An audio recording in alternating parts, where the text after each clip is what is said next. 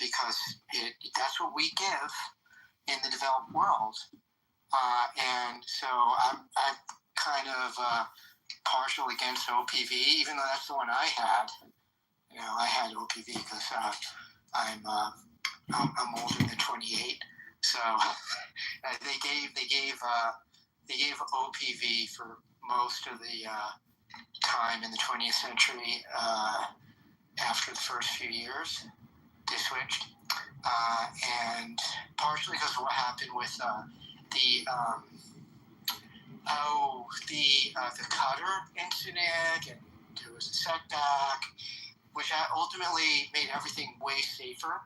It really, that's the origin of all our vaccine safety and all that. But for a few decades, we were giving OPV, oral polio vaccine, up until everybody up till 1997, and then from 97 to 2000, it kind of transitioned to all IPV, back to IPV.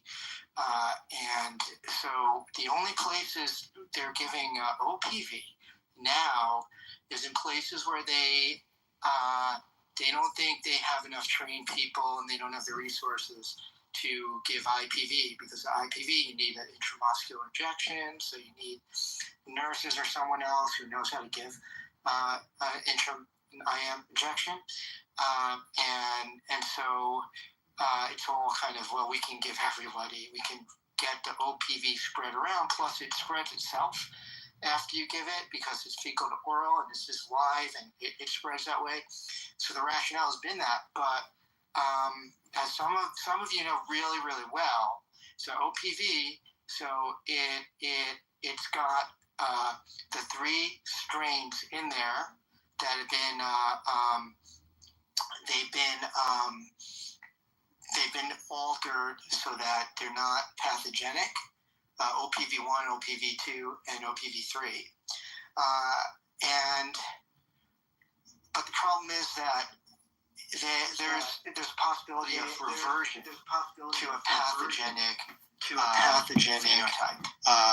phenotype from partial reversion of the genome, and that was producing kind of what's called vaccine-induced polio, which was the biggest problem was with the OPV2 component of it. And all the OPV2 that occurs now is from the oral polio vaccine. It's not from the wild type. There's no more wild type OPV2 anymore. I think we got rid of the 1 also, and then there's 3. Okay, and so we get to a point where it's like diminishing return.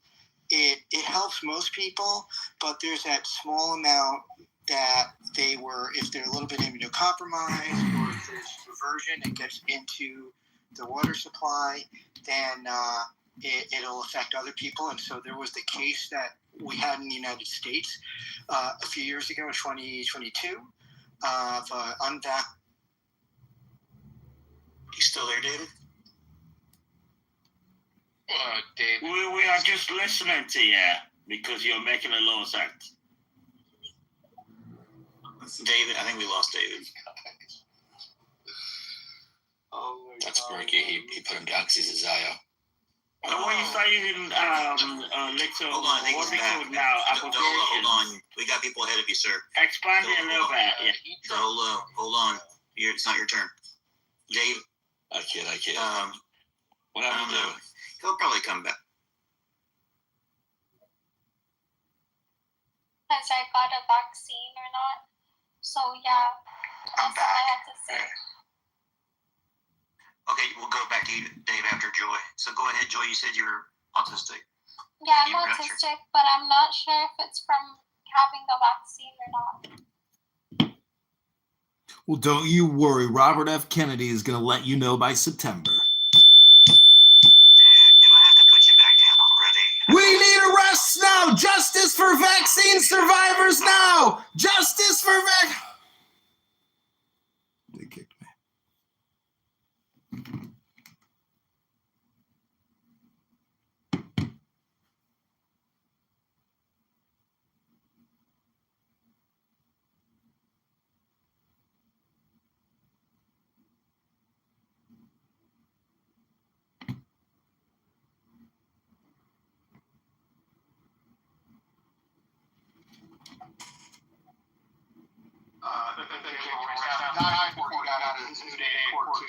private case to prove that this is one and for all. But basically, there was another author. There was another author who questioned James Royce. His name is Harold Weisberg. So another Jewish writer who questioned the story, but implicated.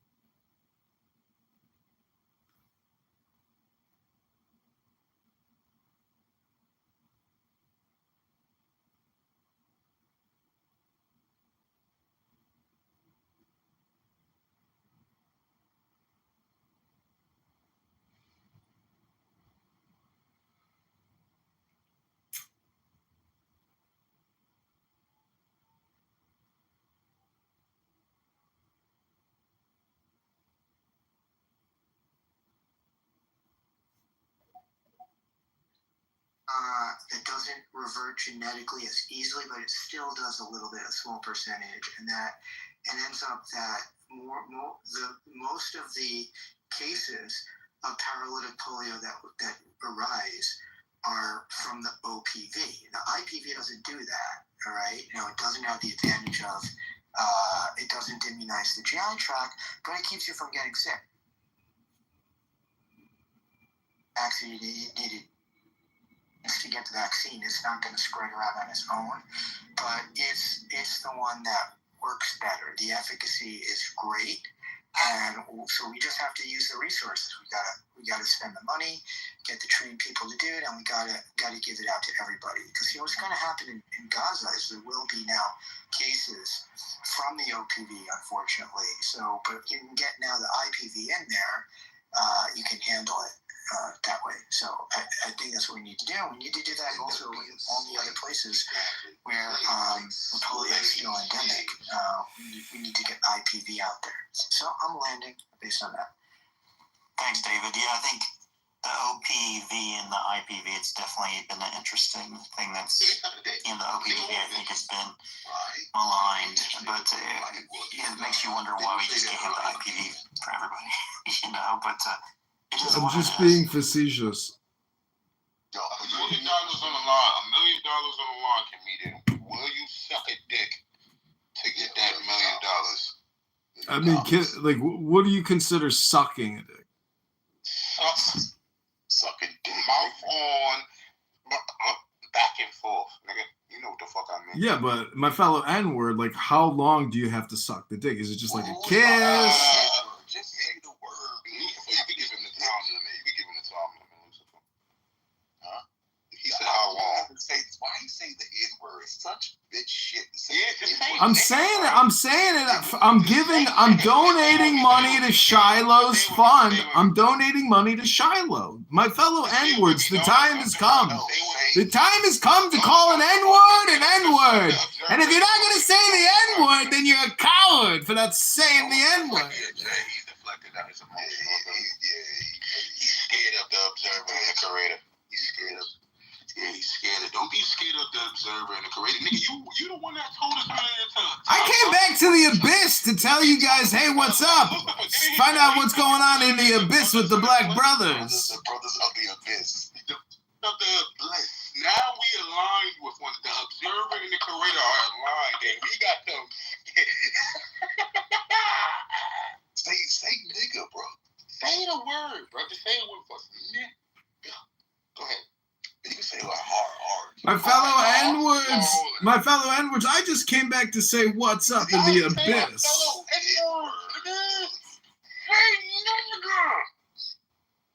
Say nigga. Shiloh.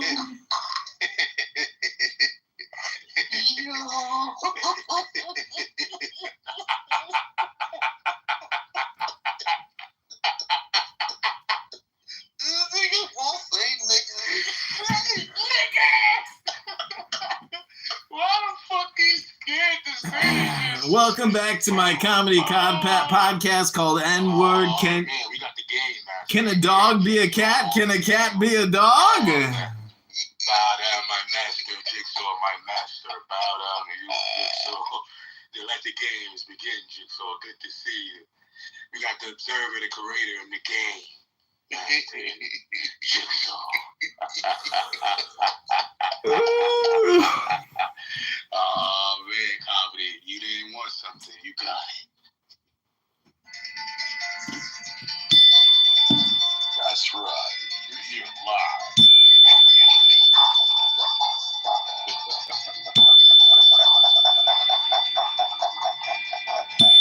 I just want you to call me a nigga.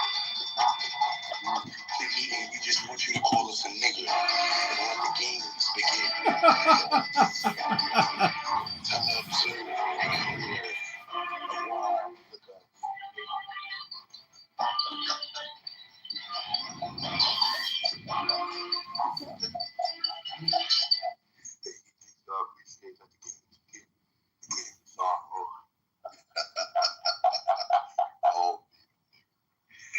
comedian. Call us a nigger. Yeah, call us a nigger. Call us some niggers. Come on. He gonna do it, boys. Listen, you N-words, I'm not going to call you an N-word. It's for low IQ people that only use the N-word. Obviously, I'm in another room with low IQ N-word people. The N-word again. I don't know. To be honest with you, comedian, you have a lower IQ because you can't step beyond that boundary. It shows your incompetence. Really, it does. No, I'm live streaming on 15 different YouTubes. If I use the N-word, I'll get censored. But since you're N-words, you got the N-word pass. You can use the N-word as much as you want. Call us nigga. Call us. Are you scared of your YouTube? Wait a minute. Are you scared of YouTube? Are you scared of YouTube? Oh shit. Oh, they YouTube. He's probably sucking YouTube's dick. Yeah, he gotta be sucking it. The guy that runs YouTube. Who is the comedian? Who are you sucking? Yeah, did you? You guys are just projecting dick sucking and N-words. This is very low IQ. What is N-words? I don't understand N-words. Can you give us N-words? We don't know what that is. What is N-words? Say the word. Let me ask you a question. If somebody offered to pay you $1 million to suck a dick for 10 minutes, would you do it? Well, we asked you that question. You didn't answer. Yeah, we waiting for your I'm asking you first, as a follow-up. Would you suck a dick for $1 million? Yes or no? Yeah, why don't you answer the question first? We asked you the question. We asked you the same. I told you I'm not going to use the N-word, my fellow N-words, and I'm asking you what you asked me. Would you suck a dick for 10 minutes? Why are you afraid to answer our question? $1 million. Would you suck a dick for $1 million for 10 minutes of sucking a dick? What if we already have millions in the bank? That ain't nothing. What if you sucked a dick for free and didn't get paid the $1 million, but you needed a lawyer to sue the person who offered you the $1 million for sucking the dick? How much money would you need to file the lawsuit to get the $1 million you owed for sucking the dick? What would we need $1 million for? Well, what would we need a lawyer for? They're dumb. What are you talking about? We're above the system. I'm just asking you a question with regards to sucking dick for $1 million. You don't believe in your God, do you, comedian? RFK Jr. will order placebo testing for new vaccines, alarming health experts. Observer has to head out. Catch you later, brother. I'll leave you with the peasants. All right, man. One love. Again, just continue. Oh, comedian, you're so funny. Why do you think that we need... Oh, look, Summer's here. Let's get Summer in here. I didn't think that Benji was going to stay long. He likes to observe and laugh at you guys. You guys are funny. Come on up, Summer. What do you have to say? I invited you up. What's up? What's up? How's it going? Everything is fucking awesome, man. Can a dog decide it wants to be a human being? Possibly, yeah. Okay. And then if a dog is a human, or are you going to hold to your moral? Well, let me ask you, do you have morals and integrity? How important is morals and integrity to you? Does that mean anything, morals and integrity? But the question doesn't mean anything, right? It's all about how you conduct yourself. How you conduct yourself? Well, I mean, what do you mean? Are you into like bucking motherfuckers and making them act a certain domesticating people? In some cases, yeah. I think some people are very misbehaved and they do need to be domiciled. Domiciled. Okay, who are you to say that people need to be domiciled? I'm the authority. What kind of authority are you? Look, you ask a question, right? And then you completely disregard the answer. And then you ask something like totally... I don't know what the fuck. Are you trying to speak from your authority right now? No, I'm just trying to point out that you don't have like consistency in your questions. You ask about like, okay, people need to be domiciled, right? You said that. Yeah, but you ask like. And I said, who are you to say that people need to be domiciled? Look, it doesn't matter who I am as an individual. Attention to what you're saying. Can you say the word nigger? Nigger. There you go. Look at that, comedian. It was that easy. Why do you think comedian can't call and say the word nigger? I don't know. You think he's a bitch? You think he's a bitch for not being able to call me nigger? It's his choice, right? Everybody has their own choice of language and vocabulary. He said the N-word, and I don't understand what the N-word means. You asked me, can I say the word nigger? Why are you saying N-word now? Why are you saying N-word? You literally... Are you asking him? I was asking you what the fuck. No, if you asked me, can I say the N-word? I would have said the N-word. But you asked me. Well, what is the N-word? You asked me. What is the N-word? What is the N-word, Summer? Your ethnicity or your race. What are you talking about? My ethnicity? What the fuck are you talking about? I'm talking about the people on SNAP benefits or whatever. Like, I'm talking about those people. the people what?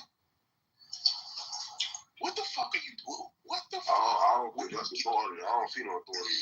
What the fuck is wrong with this dude? What the fuck is? I'm talking about the people from your I think you. vicinity. I think you are fucking batshit crazy. So it might be him that need to be domiciled. Yeah, he Well, needs to be. This nigga needs I to be. sure am enjoying this egg roll. No, I sure am actually, enjoying no, this I egg think roll. you need to be domiciled. Mm. I like you to be a runner. Yummy. Fear. I like to continue to watch your He just motherfucking ass. went from vibrating real high to now he just going like a rock. Low rock. I'm gonna take a bite of these noodles. Now you talking about egg rolls and noodles. How you just go from that to that, man? Mm. What you running from? Yeah, this motherfucker. This motherfucker said he's in charge of domicile. I'm the authority of bleep, bleep, bleep, bleep, bleep, bleep, bleep, bleep, bleep. You just started crashing out like, dang, bro, stay on the course, man. You just went from your high seat to an egg roll of noodles. Can a nigga enjoy his egg rolls and noodles? Hell yeah, nigga. Go ahead. We trying to figure out what authority you're talking about. I guess it's egg rolls and noodles. Yeah, thanks, Hustle. Get me back on that. I almost lost that. Yeah, so tell Nah, me you tried to wiggle out that jam. Ain't no wiggling, nigga. what authority do you have, Summer?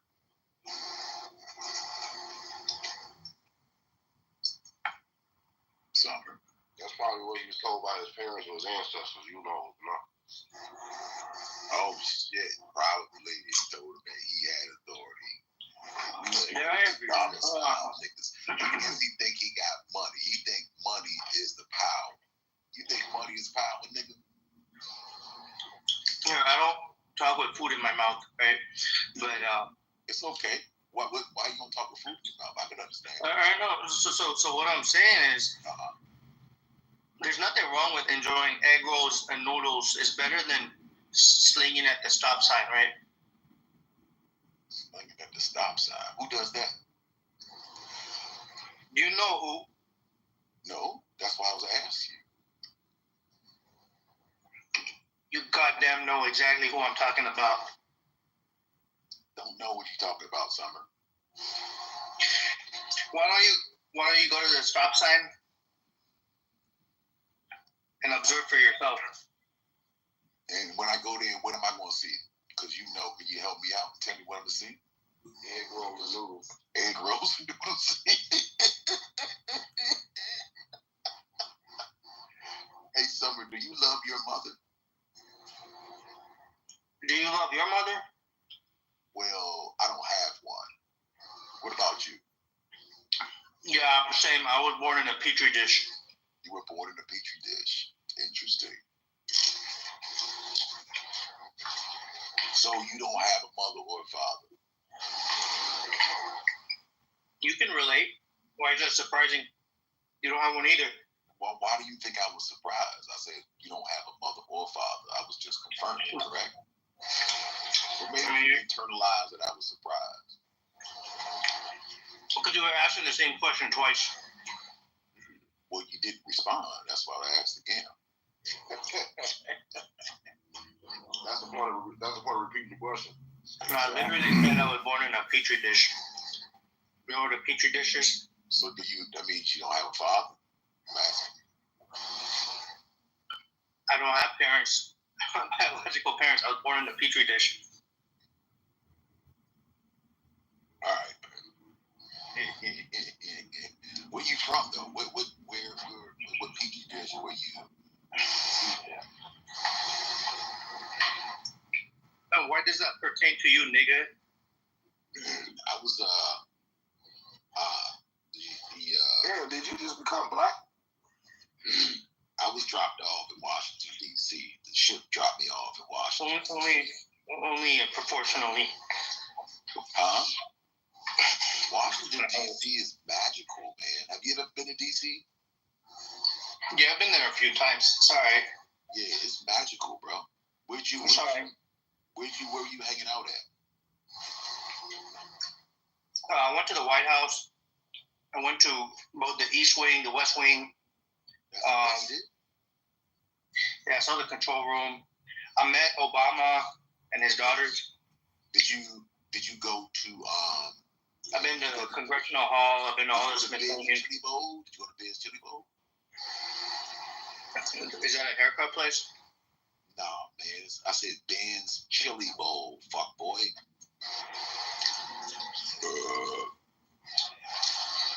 You're showing your class. I said Ben's Chili Bowl. Is that what you do after you eat at Ben's Chili Bowl? Burp like that? I have to say, Summer, I do what the fuck I want to do. How's about that? Is that what you do in public? You stuff yourself. You stuff yourself on Ben's Chili Bowl and then you just burp. Summer, I'm butt naked right now and I'm sitting outside. I do what the fuck I want to do. Do you? Exactly. Do you do what the fuck you want to do, or do you do what I tell you to do? I do exactly what I want to do, but I maintain a decorum and I do things in a classy way, not in an uncivilized way. Yeah, you're my slave. I love you. Well, oh yeah, good and faithful. Oh yeah. I'm totally the slave, right? Totally. Did you know the decorum? I was brought here straight from West Africa, and Did you know the decorum? I was a slave for like 400 years. Do you know why decorum was made up? They made it up on the ship. The captain of the ship announced to all of us while we were on our way from across the Atlantic. He told us, okay, that was deep. This is how it's gonna be. So do you know why decorum was created?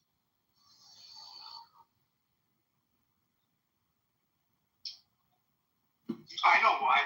I know why, but what's your take? All right, well, I'm asking you the question, though, so I'm just asking you what you think. So that we could create a safe space for law-abiding citizens. Just want to enjoy. We put so much work into it, and it's still it was. When you say it, do you mean the vaccine or a certain thing? You're kind of being vague. I mean, sort of like the vaccine being one part of a larger effort to combat the virus. Yeah, I mean, that's an interesting question. I mean, everything's risk versus benefit, right?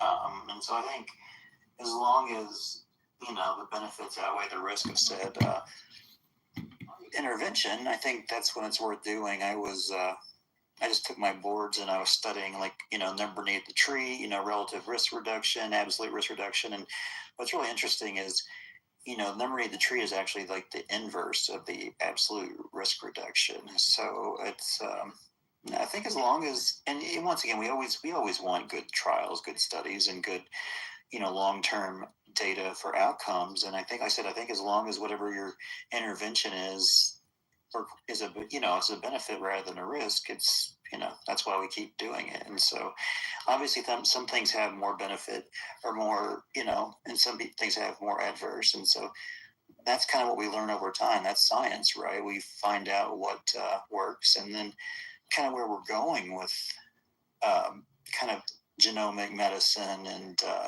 different things like that. We're finding out, what people are down to the molecular level where there's defects, and we can start treating people at that. And maybe some of these drugs that have caused side effects in 1% of people are dangerous, we can find out it's not going to cause those kind of effects in others. And that's kind of exciting when you look at it. So long story short, so far it looks like the benefits still outweigh the risk, but I think I wouldn't say I think everybody's really decided what they're going to do on it. So I think we're just kind of pontificating back and forth. So I have one friend of mine who didn't want to be friends with me anymore. He thought I would put his mom at risk because at the very start, I had caught a cold. I had a bit of a sniffle and a bit of a cough, and he wanted to travel to another province to visit his mom. And he said if I didn't take the COVID test, that I was responsible for putting his mom at risk. And then we didn't talk to each other again, but then I found out some years later she died anyway. And it's like, we can't be friends anymore because he thought I was putting her at risk, and then she died anyway. Like, well, I mean, that's, no one should ever put friendship in that kind of bubble, but at the end of the day, I mean, it's up to you and him to kind of make peace or whatever, but the pandemic was scary for a lot of people, and, good or bad decisions, people made them, and, yeah, if I've learned one thing after time is that, time heals wounds, so never be afraid to reach out and try to repair, so that's, but we will move on. Did you, thanks, though, for speaking, Si. Jeffrey, did you want to comment? Yes, thanks. So I'll identify myself again. I'm Jeffrey Johnston, International Affairs columnist with Kingston Week Standard. I put up in the Jumbotron post that I did earlier this year. I want to address that account, the Republican account that was screaming and yelling and spreading disinformation, but also it was very disturbing. I actually had to duck out after a while just because he's requesting again on his third account. Can you believe that shit? Yeah. So in a nutshell, what he was saying reflects a very dangerous trend on social media, and you have the far right making clearly threats against public figures like Dr. Fauci and others. And this doesn't just extend to famous people. It also extends to journalists such as myself. And I myself come in for threats. I myself am a journalist. I consider you famous, Joe. In a very small city. Anyway, I get all these crazy threats, people saying that they hope that I took all the clot shots, and one said, I hope I took 100 mRNA shots up my butt, and they also made a very anti-Semitic remark. A lot of the time there's anti-Semitism infused with this, saying that these are Jewish shots made by Jewish scientists. That's what these people in this room are doing. There's a lot of anti-Semites in this room right now. In fact, the fucking mods are all anti-Semites. Work during the pandemic, organizing mass vaccination clinics and advocating for the most vulnerable people in our society. And many of these are women Jewish doctors, and they are targeted for the most vile sort of anti-Semitism, where people are saying, we hope that you meet the same fate that your grandparents met in the Nazi death camps in Poland, threatening to put them in ovens, threatening to kill their families. Now, I've got, emails where they say that I will be put on trial at Nuremberg 2.0 and I will be hanged, because I have written lots of articles about the importance of vaccinations and public health response to COVID-19. And earlier tonight, I spoke about the measles outbreak and the importance of vaccinations. He's a Canadian, ladies and gentlemen. And these you people can hear it in his voice. The far right, not just ordinary people, but the far right. They have radicalized ordinary people on social media. And the problem is now a lot of people get their news from social media, and they don't get it from a variety of legitimate journalistic sources, and so they become brainwashed, and the algorithm on these apps feeds them this really extreme material. And then you get what we had tonight, this guy clearly making these not so veiled threats against public figures. And that kind of speech can inspire unbalanced people to actually go out and commit acts. I'm the only one talking. It's not a joke. It's not funny, and we should never normalize it. And, doctors and nurses and healthcare workers and journalists are on the front lines of this, and we're the ones being threatened. And I take it seriously, and I hope everybody else does. It's called life. So thank you. How would you even get, I don't think the vaccine would work that way. I mean, I don't know, Doc's not your doctor. That's of all what Jeffrey said, that's what you focused on. But Jeffrey, I agree. No, I appreciate it. I would never take a vaccine in that route, But it is what it is. But yeah, I think, Jeffrey, that guy clearly was just a troll. And I don't think anybody in our, he's requesting again. I don't think anybody took it very seriously, because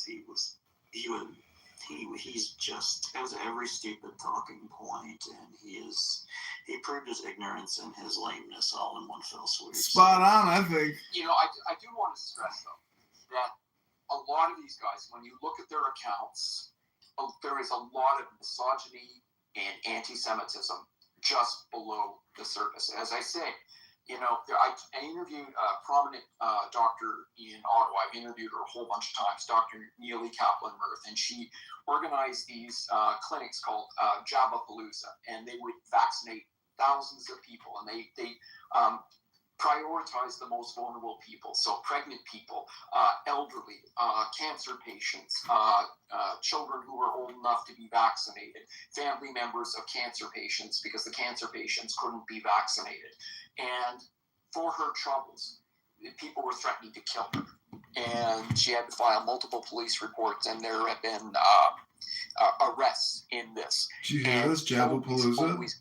There's always anti-Semitism. They always what's check all this off anti-Semitism shit? when it comes to their complaints. And I know Truther gets this, and I know I'm Christian, but when I see this stuff and when I get these stories, when I become a Jew, because when I write, he's Jewish now. For a he short was a Christian. time, Now he works in Medicaid. Now he's a journalist. Anti-Semitism and the hatred that is directed towards Jews, and that gives me a greater appreciation for what our Jewish brothers and sisters and women are going through during these times, because the far right is empowered and they feel like they can say these hateful things with impunity, and in many cases they can say it with impunity because they're getting away with it.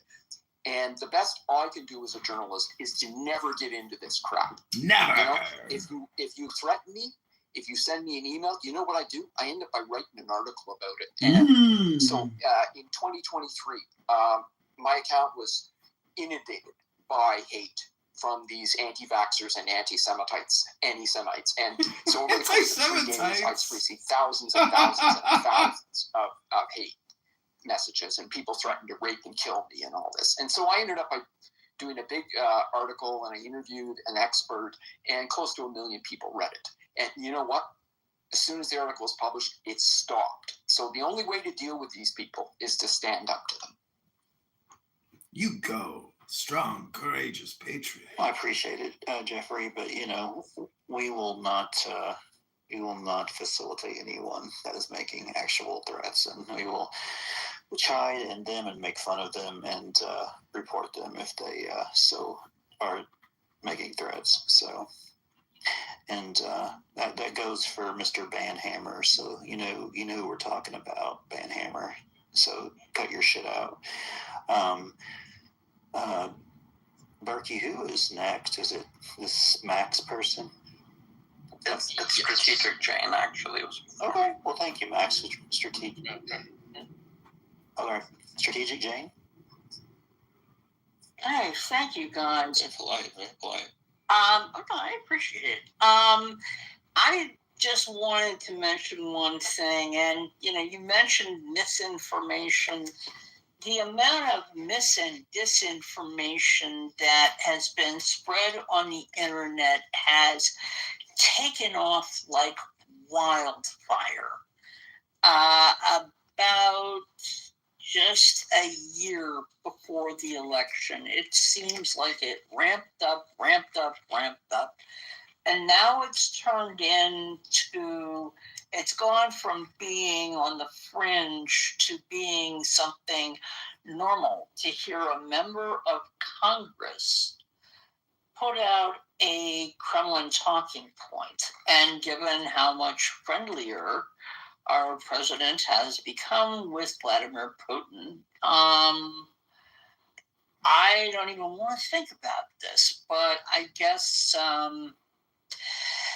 I think it behooves everybody to make sure the information you are counting on and you are finding as your ground truth is in fact consistently maintaining its quality. Make sure that you do that, because you can find information sources slipping very suddenly and you may or may not even notice it.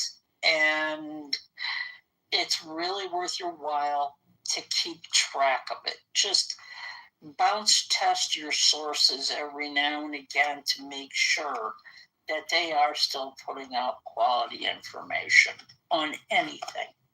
It's really important. That's true with national security, things like this, but conspiracy related stuff, I'm frankly blown away that Laura Loomer is determining who is on the National Security Council staff, who the National Security Advisor is, or at least has a hand in advising the president. And I'm not going to get into the discussion of why that's happening, other than to say, oh man, we are really in trouble if this is the case, because she's not making any informed decisions about national security. Laura Loomer is not making any decisions that are based in our reality. Exactly. She's into her own reality TV show or something like that. I mean, she's just been, I was thinking for a lot of years, she's just shouting in the rain, and I realized, no, she's not. She has a purpose, and that purpose is not known to any human being besides Laura Loomer. Yeah, that's very true. Good. Yeah, she is. But, what's really sad though is like the one thing her and I actually bonded over. We were saving dogs from a New York website, so it's just sad that people can or have the possibility for such good or such freakazoids sometimes. But yeah, it really is. Anyway, thank you very much. Okay, Max, now you're up. And thanks for letting me speak. I'm a long-time listener of this room, and also Ian Copeland, although he does less spaces these days. I don't really know where to start, so I'll just give it. I was going to say Ian Malcolm. Sorry? Dr. Copeland! Ian Malcolm. No. I'm definitely not on Team Groiper, just to throw that out there. And I don't have any criticisms of vaccines. And even if I did, I don't have the knowledge to read the studies that would prove me right, even if I read them, which I don't. So let's just get that out of the way. I'm not on that team. So here's what I'll say. I implore you guys, I beg you guys on some level. In fact, it's all I've done for the last 18 months, and this isn't a joke, is sit in my room. I document Jew hatred for maybe 18 hours a day. Damn. I don't sleep very much. I don't go outside. We have reached a point of essentially no return. You already know this, okay? We used to say on October 7th and the preceding months that we cannot let it become normalized, because we all know what happens once it does. And yet it has become more than normalized, to the point where even letting these trolls have any airtime whatsoever is dangerous in a way that I don't think any of us are willing to face. For example, even the seemingly innocuous ones can be quite malicious if you push them. So just give me as much time as you'll let me have here. For example, Joy just came up. Okay, you might not speak Web3, or to put it a different way, you might not speak crypto. I speak crypto. I speak Web3. She's a goddamn milady. Okay, if you don't know anything about the miladies and their dog whistles, Vermilio, and the other ones I won't repeat, then you might not know exactly who they hang out with. But if you're concerned about people hanging out in the JQ rooms and you're completely oblivious to what a milady is, it's just a time of the signs without being aware to how bad it really is. So this is the key takeaway before my ramble becomes probably incoherent, because I don't like speaking in front of big groups. Stop giving these people even a second of time. Okay, they are actually using this time to disrupt any chance we might have to band together before it just becomes too late, which is a thing, again, it seems silly to say at this point. Okay, this room right here, and Ian Copeland's, before they had the Judaism is not Zionism person become so prominent, is one of the last fucking goddamn bastions of safe haven for the Jewish community and its allies on the entirety of X. Okay, it really is that bad. That guy who came up the other night, who wanted to ramble on about his pool theories at Auschwitz-Birkenau, okay, he's not here to have a good faith debate. That you probably know. What you probably don't know is he is one of Legion, and what he's here to do is sow discourse. And I'll give you an easy example. At some point, Dr. Dave, and rightfully so, said the obvious. You wouldn't say this shit in person, and if you did, someone would kick you in the head. At that point, he tried to turn it around on Dr. Dave. Are you threatening me? Are you threatening me? Which, by the way, is his game. It's to sit there and egg you on nonstop until you do what anyone would do, which is to say, fuck off, Nazi, and then threaten the guy who you've been poking. Now, notice the room's reaction to Dr. Dave saying somebody would kick you in the head. Oh, we don't want to encourage violence. We're not about that, blah, blah, blah, blah. We should not be tone policing Dr. Dave when he points out the obvious, which, if you need it to be more obvious, let me say this. That guy, they had a pool at Auschwitz, look how smart I am. Okay, we wasted 2 hours on his dumb ass when anyone could just link him a Red Cross document of a modern day nature, which specifically says it was 6 million Jews and 5 million others. Okay, he's here to sow discourse. They all are. And this is the part where nobody likes me for saying the obvious. They're winning. Okay, they are winning. I every night hope to find a room like this to see some element of the light fighting against this darkness. And what I see is 10 fucking rooms all debating the JQ question or trying to pretend as if they're just having polite discourse, like Suleiman, who on October 8th said, oh, look, I'm not anti-Jewish, I'm anti-Zionist. Oh my God, Mario controls space, Mario controls it. Dude, that guy just hosted a debate where the question was, did the Zionists have a partnership with the Nazis? Okay, I don't know how nobody can see this but me, and maybe it's just me being paranoid, although I hate to consider myself paranoid in the current climate. Something very bad is brewing, and we should not be sitting here talking about, oh, these dumb trolls online, blah, blah, blah. No, these are the people that we might actually be fighting against in a couple of years' time. We're so hell-bent on making it anything up. Yeah, anyway, it's a how much time you got thing, but if there's any dialogue to be sparked from my little rant, I would appreciate it, because I'll say this last. When I talk to my non-Jewish friends, they say it immediately. Holy shit, this is going the exact wrong way.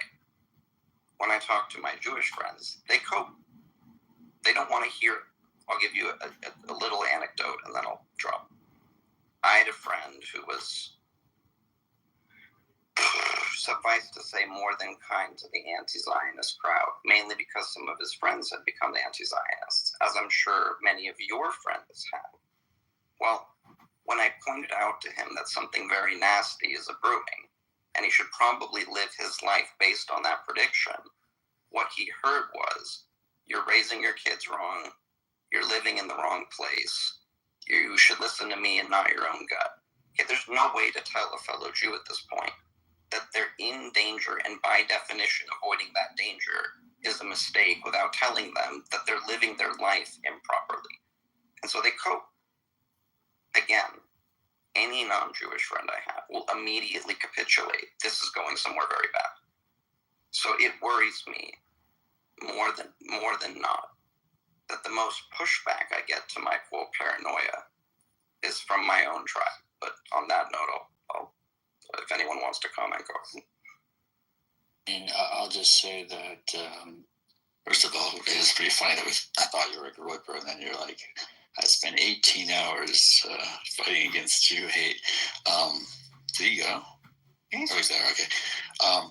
Yeah. So just, I mean, I understand and appreciate what you're saying. I think that this is like an age-old debate. Like everyone has it, and we have the same kind of debate with vaccines as well. Like, do we let anti-vaxxers talk? Do we debate them, or do we just hope they go away and then the problem goes away? And if we just ignore them and just let them talk in their own rooms, and it's similar to the rise of anti-Semitism, all these Jew hate rooms and JQ spaces, and I talk about this with Yehuda. There's been like bitter back and forth about it.